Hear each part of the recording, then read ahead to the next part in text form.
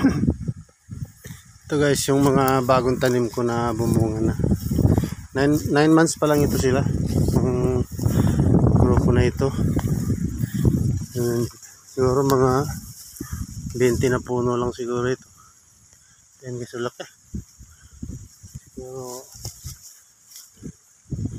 10 kilo lang yan.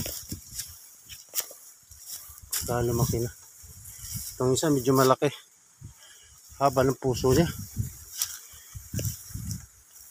Yan o. Grabe laki. Lalaki ng piling. Ha?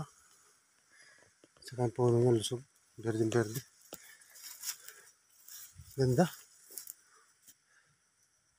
Ito may bagong puso din. Itong puno na ito. Ayan o. Ayan. Medyo malaki din to. May kalakihan din ang bunga niya. Ito guys, mag-schedule na ako ng kuwan.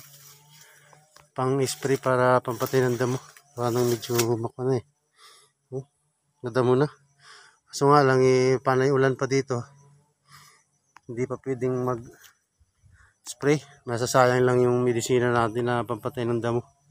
Kasi